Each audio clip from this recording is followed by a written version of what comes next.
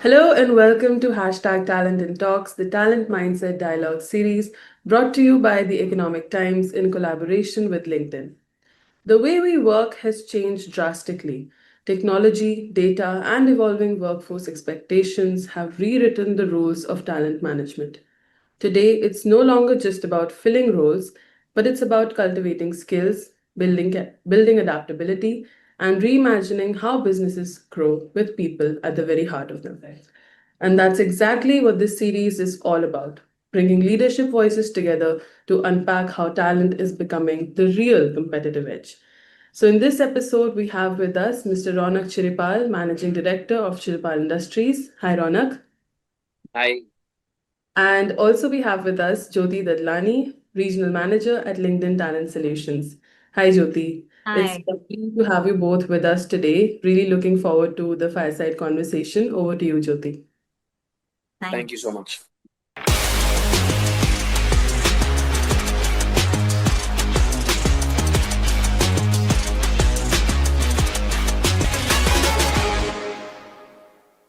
So, Ronak, firstly, really excited to have you. We don't every day get someone with a group with a legacy of 52 years, with 20 to 20,000 people. I think that's most fascinating for me that we haven't called you here before. With such a diversified portfolio across so many different industries, whether it's textiles, petrochemicals, education, infrastructure, packaging, and so many more that you're probably building as we speak. So we don't every day get an opportunity to kind of meet someone like you. And of course, with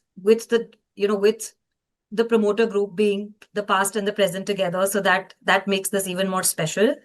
So I think without further ado, I'd love to kind of see how this pans out. But my first question for you is, how has the approach to talent within the group evolved over the years? So I know you've been in the group, you Yeah. joined in 2014, but how have you seen this evolve, like the approach to talent overall evolve as you've come in? So how have you seen that evolve? So I think one thing which the group has been very clear and particular about, I would say since 52 years, because the group was started as a family-owned business, and at that time, people did not have a lot of talent, available uh, at disposal at any point. So most उस time पे क्या होता था कि you would probably hire or have your some far off relative working for you, or some relative's friend working for you. So since then the approach towards any talent has been that you hire anybody. Definitely skill set is important, but Hmm. when we hire someone, the first thing which we look at that person when we're hiring him or her is that that person should be we definitely want that person to be a part of our family Correct. in all possible ways. Like they should consider us as a part of their family, and we should consider them as a part of our family, and that we want them to be with us until their retirement.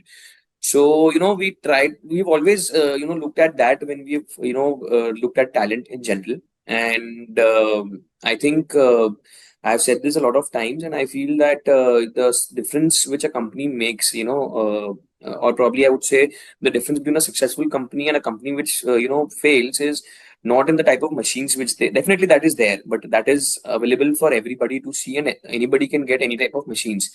But the type of talent which you hire, I think that makes a hell lot of a difference between a company's performance. And I think it's very important, and that we've identified since a while. And and that is why when I say that we want our employees to be treated as family members, we want them to be upskilled at regular time. Like for example, when I joined business, or probably if I would want to upskill myself, for a certain change in technology, I think it's equally important for my team to be, upskilled. So I think, like I'm a part of the family. I would say that even, people working for us are a part of our family. So, and I would say rather they are the ones actually working, directly. So I think it's very important for us to upskill them. And so I think talent was, and will always be the most important or the defining, parameter in companies or our group success. And I think that has been there, and that will always be there. Yeah. No, thank you for sharing. Was, is, and will continue to be. It's something we need to remind ourselves as technologies keep coming and going. I think we are nothing. We we literally as talent in the how do we say it? Like you, without talent operating some of these technologies and machines, etc., don't matter. Yeah, 100%. So, as you think of technology, actually, now that that's there, how do you see that sort of reshaping, different industries or the group overall? And like how, as leaders, how do you think about, the technology change in general and how does it apply to the organization? I think so. I again always believe that technology is always to assist us or make our job easier or make it better. I would never look at technology to replace anybody. So like I've been associated with our group since almost 10, 11 years. I've seen a couple of changes or few changes and in a lot of technological point of view, and I feel that it has just made our lives easier. Like I think I have always believed in that, whatever the machine can do, and if you are making a person doing it, you are kind of wasting the talent. Yeah. And what we should be actually doing is something which the machine cannot do. So I would say even after the likes of AI and everything, there's still that human behavior which cannot be replicated so easily. And I think that is something which I feel like just a recent example that we do a lot of data analytics, we do a lot of data crunching, database decisions. Of course, with AI, the data crunching has become easier, data analytics has become easier. But AI or any kind of a platform like that would analyze it in a very black and white manner. Okay, that this is something which is wrong. They will not take into consideration. Okay, for example, manpower costs going up. Okay, Diwali time, we need to incentivize the workers to to not go on leaves or such things. So I think I honestly believe the technology evolution is good in a way that it's making our lives easier.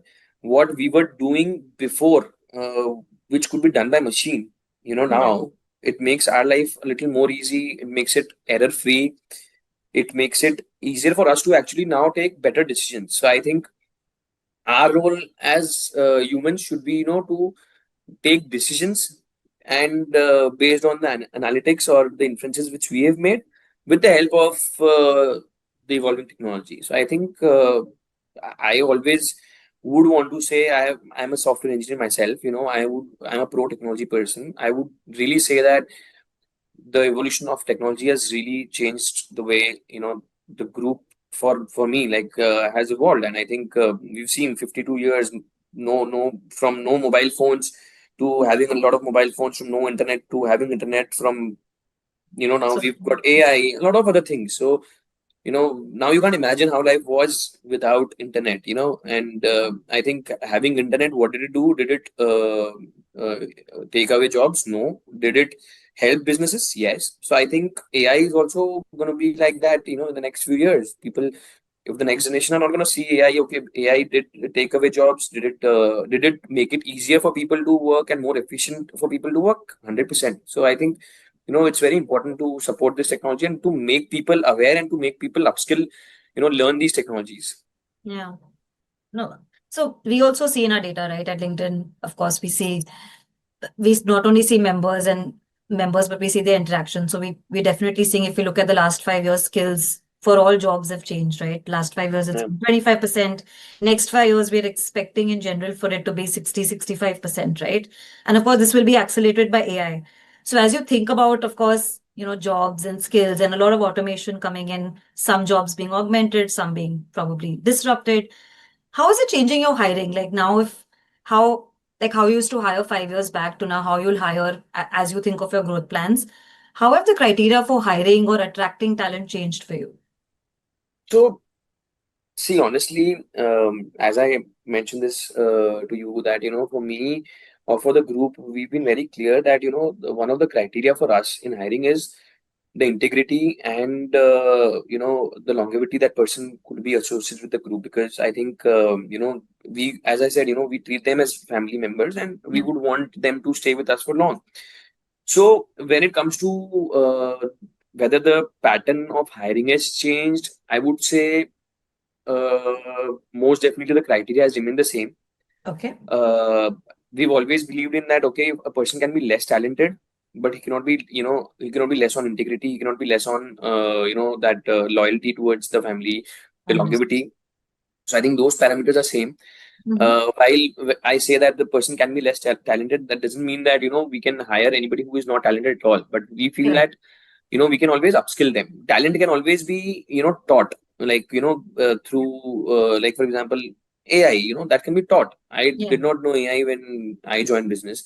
Yeah. My dad did not know internet when he joined business. There was no phone at that point. So but now he operates a phone. Now he's using a Meta AI class, very recently bought. Yeah. So these things evolve. So we did not get redundant. I think we upskilled ourselves. So similarly, I think the hiring pattern has remained the same.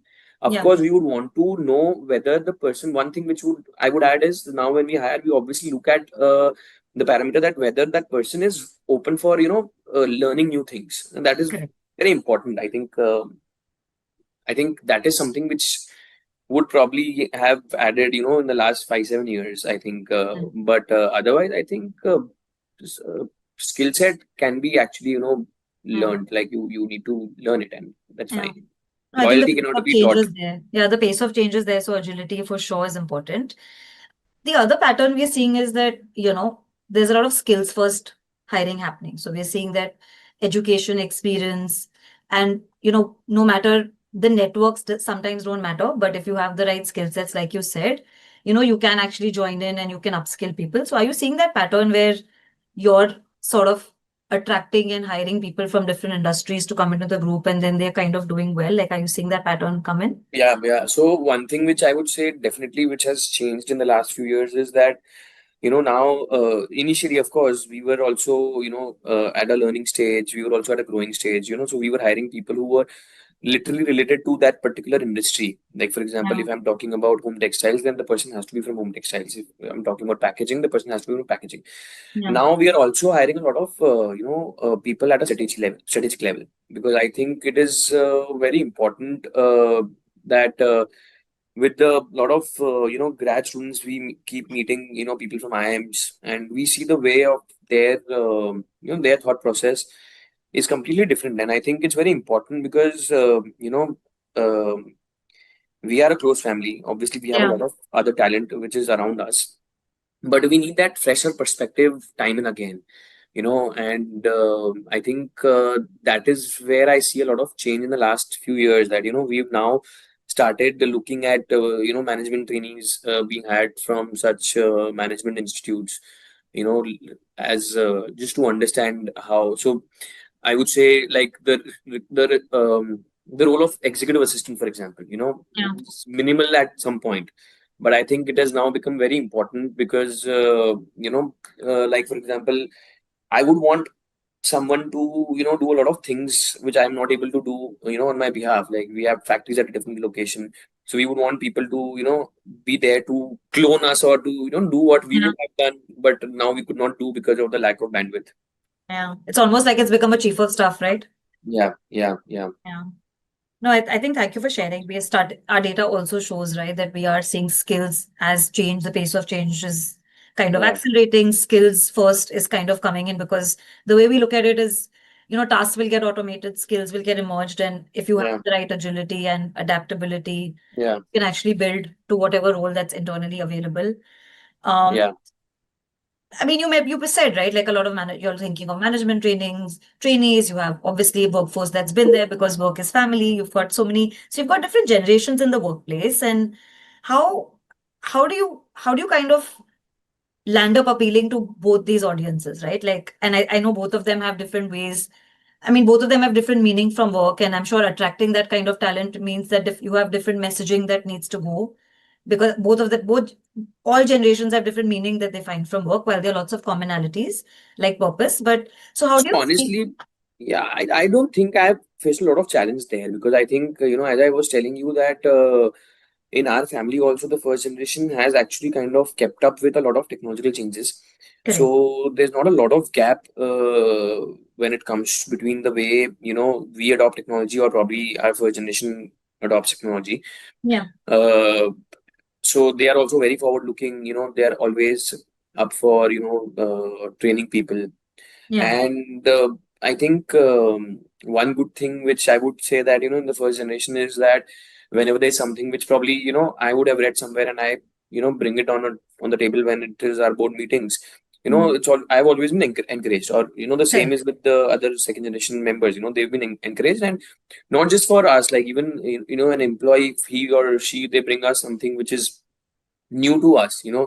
We always encourage that thinking, and we encourage us to also invest in something like that. So I don't think there has been a lot of challenge which I have faced, to be honest, and because again, as I said, we're a very close knit family, Yeah. and we are, we keep talking to each other. So there's lesser chance of having those gaps where my thought process. Of course, we all have different thought processes, but at the same time, we all get that room to experiment and explore with our own thought process. Yeah. And we always ensure that at least the language, the basic fundamental language which goes down the line, should not be different, should be common, Yeah. and yeah, so I think, of course, like for example, if you ask me very specifically, the way, like my dad, probably if you would have asked me 5 years ago, he was not very keen. Okay, I don't think I need a chief of staff. I don't think I'm hands on. Let me do it my way. And I had a chief of staff 5 years ago as well. And Yeah. now, quite recently, he's been talking about that. I think now my bandwidth is not letting me, Yeah. do a lot of things. So now he's at the point where he's gonna, he's looking at hiring someone as a chief of staff. And Yeah. so I think, as I said, so nobody told me that, okay, 5 years before that, no, I don't think you need a chief of staff. If you need, you can hire. And if, Yeah. so we're very flexible that way. And I think we learn from each other, right? So I think we Yeah. don't have a lot of challenge because of that. That's always great to hear. Uh, in terms of, communication, right? Like, so how is the group thinking of sort of building a brand? Like, I know there are different digital platforms and there are different forums to even communicate with different audience as you think about attracting talent for even future. So how are Yeah. you thinking of sort of building that brand for the group on different platforms to use it more to attract talent and to create that Sure. value proposition for the group? So Sure. it Sure. becomes the So I messaging think, of why someone wants to join yeah. Chirpan. Yeah. So I think, see, honestly, it is very important when you create a brand. It is very important, firstly, that you yourself believe that you are a brand. And in order to do that, you need to do a lot of things which would make you, a place where people would want to work. Yeah. So we have been doing a lot of activities surrounding that, a lot of employee engagement. And Yeah. we've always been doing it. We've kind Yeah. of, started doing it even more since the second gen started working on it, started getting involved, because of course for us, employee engagement is much more important, or than probably it was for the first generation. But at the same time, the question you asked was about, how we communicate. I think so. Of course, LinkedIn is the best platform, honestly, or probably the only platform. We feel that, especially when it comes to, corporate, and we want to reach out to employees. So, and when I say that, it is very easy for me to, write good things about Chiripal Group, because obviously I'm a part of the family. I have been born in the family, and I'm not going to say anything bad about the family. But what we do is we encourage, the employees to have a LinkedIn account. So usually, we encourage them. We share our connections with them. They share their connections with us, and the activities we do, we try and again, we cannot make it mandatory, but whenever we do any activity, like which we feel that they really would have enjoyed it, we kind of encourage them, that they only feel like, by and how do we do that? Maybe, if I start uploading certain activities which I have been engaged with, with the group. So we do a lot of employee engagement. So recently we did a particular activity and I uploaded it. So when you do it, people also kind of become they feel motivated to do it at their point. And also, I think with the second generation specifically, and even for the first generation, I would say we are very, I would say very, very, we have a very open door policy. So we literally, when you look at us talking to our employees, it's more like, talking to someone who is like a known family member. Of course, there's a hierarchy which we follow, but at the same time, there's not a lot of filter which is there. So like, Mhm. if I like, people come to me and say, okay, sir, can we upload this on LinkedIn, or can we take a photo of this event with you? And so we are doing a sports fest right now, Yeah. and we see a lot of employees uploading it on LinkedIn. And I think LinkedIn is the best platform, to be very honest, to no, no, and honestly, I've seen the change. Like, to be honest, I started doing it since last 2 years, and I have seen a lot of change in the way now people are approaching. Like, for example, my team or my HR head on LinkedIn, that we would want to join that. It was always there. Like Yeah. the employee engagement activities were always there. It's just that Yeah. we started communicating at the right platform at the right time. I would say. Hmm. I think Yeah. it's a sense of pride as well, right? There's so much that's happening. So it's a sense of pride also Yeah. to kind of show that, hey, the company's invested so much in the employees. Um, I love that, the open door policy. What does it take to build a culture like that? Like if you were to kind of simplify it for me, what are the two, three things it takes to build that culture where that open door policy I think come up to you? I think honestly, because we have a legacy of, around 50, 55 years, 52 years to be precise. I think, it started off as a need of the hour at some point, Hmm. where the people who we used to, or my uncles and all, my dad, they used to hire were, a family friend or a family relative. Yeah. Okay. At that point, it was more like a startup for, my uncle or probably my dad. Hmm. In a startup, what you do is, okay, friend, hey, let's you also join in as a accounts. Okay, you join in as accounts. So I think so the DNA of the group was built that way. If you see, so basically most of the people working for us were kind of related or associated or known to us. Correct. So of course, when you have people like that working for you, it kind of becomes a very open door policy any which ways. Yeah. And then we as second gen, we saw while we were growing up, saw this culture, when we used to go to visit our dads and our uncles in their offices, we saw that culture that, the people are talking so nicely with each other. It's more like a friendly culture rather than just, like a proper corporate uh, kind of a hierarchical system. So I have learned that from seeing what my dad and my uncles were doing. So I think it has just transpired that ways, Yeah. and so I think I wouldn't say that. I would say listening is very important. I Yeah. think you should always listen. I always keep saying that, and I really like to quote Steve Jobs here. I think I read it somewhere that you hire people to let them do what they are meant to do rather than telling them what to do. Because the reason why you hire them is something because they had that talent, and or they probably were right for that particular job. And if then after hiring them, you only are telling them what to do, then what's the point of like having someone who? So I think when you, I always believe that your my role as promoter is honestly to hire right people, to give them that room to grow in the organization and to keep motivating them. I don't think if I do these two, three things, I think the companies will grow, the corporate will grow, and yeah, and keep doing some employee engagement activities and kind of participate in them, like not just organize it for them, but also be an active, participant in. So I was a part of the sports fair, so I played badminton, for example. My brother played last year, so like such activities we keep doing and we also participate. So it kind of for us to break the ice in a very informal way. Yeah. No, I love that. Like, be brand ambassadors, your employees will be brand ambassadors, and the brand just elevates. So Yeah, I yeah, I love that. Uh, I think one of the things we're also hearing is that employees tend to kind of invest in themselves and upskilling themselves if they see growth, right? Like they see like a path to growth, or they see growth within the company. So how does that work? Are you seeing talent development happening in terms of, you know, based on performance, based on upskilling, based on like how is growth happening in the company? Or if I may ask, how is talent development being approached in terms of, people joining in? What's like that looking like from a growth standpoint, and how do they unlock growth within the company? yeah. So see, honestly, I think in a very basic way. Okay, I will explain Yeah, to you in a very basic way the way I look at it. Like for example, if you tell me whether I have grown from what I was, what I was last year, yeah, if I was doing X amount of work and I'm doing the same X amount of work the same way, then my growth has been zero.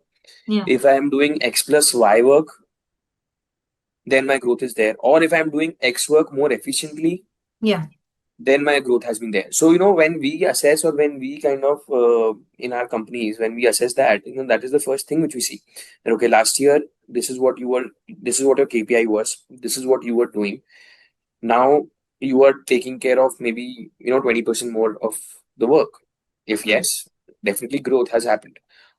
Something has to, like, Yeah. I think it is very basic. Like, you cannot, it's very objective and basic. Nobody can Mm. say that, okay, my growth has happened, but I cannot objectively tell you that my growth has happened or not, because every and so when I say that, so when we recruit a person, usually we go through a growth chart for these employees, where we tell them that, okay, you are being hired to do these things. For Mm-hmm. us, this is the next 5-year plan for you and the next 10-year plan for you.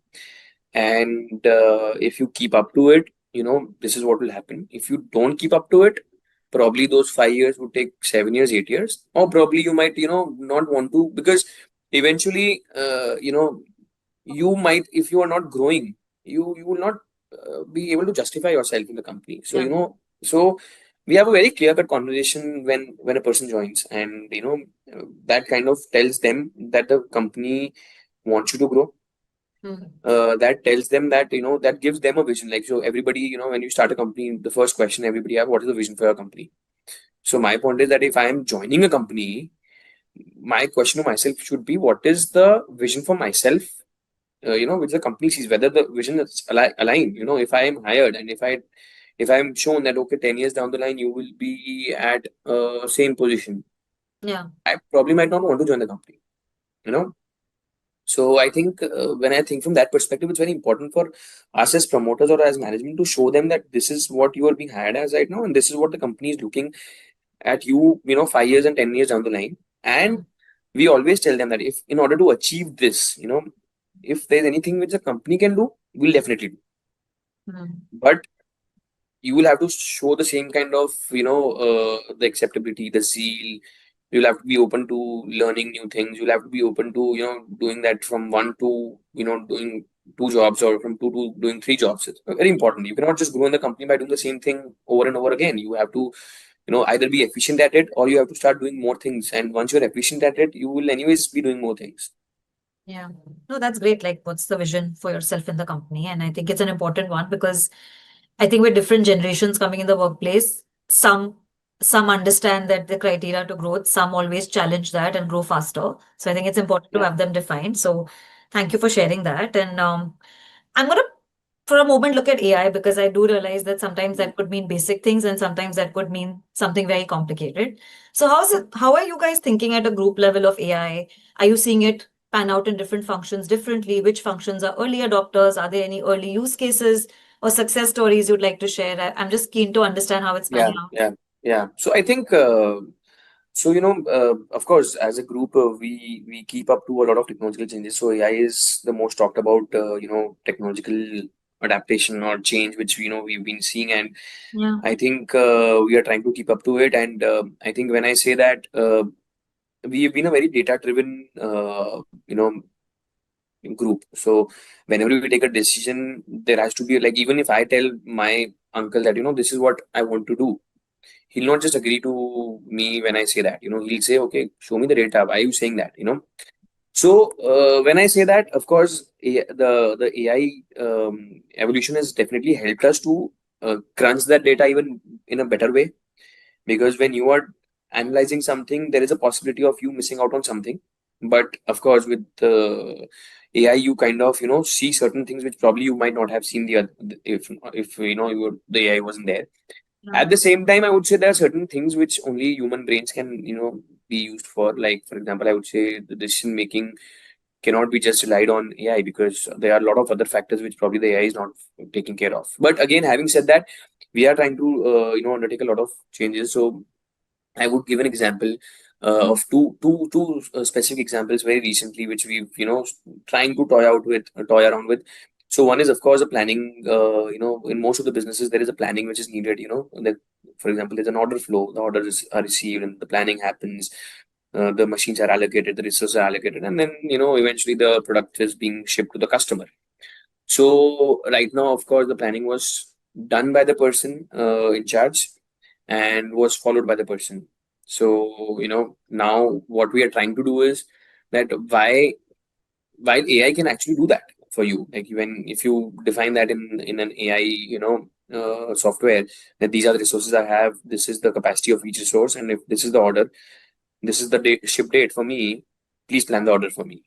AI will do that for you. So having said that, that doesn't mean that the planning team would not be needed. Of course, the planning team's role would be even more, because they have to ensure that the plan is being followed rigorously. If there's any failure to raise an alarm again, the AI will raise an alarm, red, orange, green. But they would still be needed to take those immediate spontaneous decisions wherever it's there. So I think that is one example. Yeah. Other very recent example is, again, we are thinking about it, or we've been talking to people about it, like for example, the inspection machines right now. So there are people who are actually doing the inspection. So now, of course, we are trying to use AI. So there have been machines where auto inspections happen, but now we are trying to integrate it with AI to actually let the CEO or the technical head know that these are the issues which you've been facing recently, and this is what you need to focus on. So yeah, we are trying to do a lot of AI changes when it comes to the technical stuff. At the same time, I would say a lot of ideas actually, while you are sitting idly, just for example, a home textile industry. Okay, what newness can I offer in a towel? Just I keep doing it. Or what are the industries which we recently invested in renewable? So what are the other industries where you think that this particular renewable segment can go to in the next 5 years? So a Yeah. lot of things you are kind of exploring through AI. I think a lot of people are. So again, when I say the designers, we have a lot of strong designing team, for example, in our Yeah. product designing team. So has the AI replaced them? No. But has the AI made it easier for them to design towels? Because pehle they used to focus, they used to have a design in their mind, they used to spend a whole lot of hours to actually design that. Now Yeah. with the AI tools, the designing has become a little easier, Yeah. and because of that particular design, the AI also keeps recommending similar type of designs, and it kind of is easy for our customers. Now instead of sending them one design, we send them 10 designs which are linked to each other. So Yeah. I think yeah, AI has made it easy, and we are trying to adopt at whatever level we can. Like, yeah. For sure, better customer experience, more efficiency, more Yeah. productivity. And who knows, yeah, there are newer use cases. We're seeing a lot of it actually. So LinkedIn obviously has been at a little bit of the forefront of AI, but we are seeing it in, just so that you kind of understand a bit, we are seeing it manifesting in, hiring processes can be gruesome, right? So how do you Yeah. simplify hiring in general? Yeah. Because Yeah. from searching to finding to really like updating your ATS, etc. So how do you kind of make the process a little bit more efficient? And interestingly, Yeah. we see a lot of use cases in how people want to learn as well, right? Like they want to learn quickly, they want to understand in context of their work. Like rather Yeah. than saying this is everything that you need to do, but making it more contextual, even the delivery being more exciting. So we're starting to see a lot of people playing with AI and having fun with AI, apart from, and of course, Yeah. unlocking Yeah. productivity across different segments. Um, I know you have an ambitious goal, of course, and there are newer businesses that you're thinking about. What excites you the most? If I had to kind of ask you what excites you the most, and probably what how do you see talent playing a role as the next 5 6 years? It's going to be about exponential growth for you as well. So what excites you the most personally, and what do you think is going to be the role of talent for the future? I think so. What excites me the most? Let me answer that first. I think when as I already mentioned that we have around 20,000 people, more than 20,000 people actually working Yeah. for the group, and what excites me the most is that if I feel in some way as a group, we are impacting so many people's lives, and that is just the people who are working with us. Then there are customers, there are suppliers, the stakeholders in the different companies.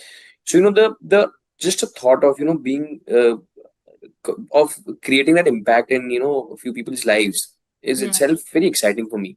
And so when we talk about growth, a general or a traditional way of thinking about growth would be, okay, these are the business plans, this is the uh, you know uh, payback period, and whatever usually when you are laying down a business plan, that's how you Yeah. do, right? Okay, crunch the numbers, 5 year payback, 4 year payback, 4.5 year payback. Okay, it's a good industry to get into, whether it aligns with the company goals. Yes, it does. Okay, let's get into this.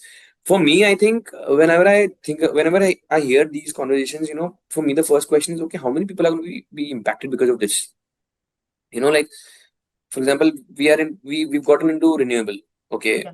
these many people will be working with us. Good. Okay, renewable will create a lot of impact in the environment. Okay, good. Okay, it aligns with our prime minister's goals as well. By 2030, we want to be, this. Okay. Also at the company group level, when will we be carbon neutral? So those questions are like those are the questions which actually excite me a lot more than just the numbers.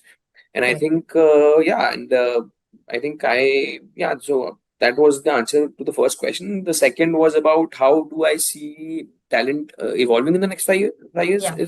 Yeah. For you. I think, again, for us, I think the talent, as I told you, we have people who are working with us for almost 45 years. There are people who are working with us for 40 years as well.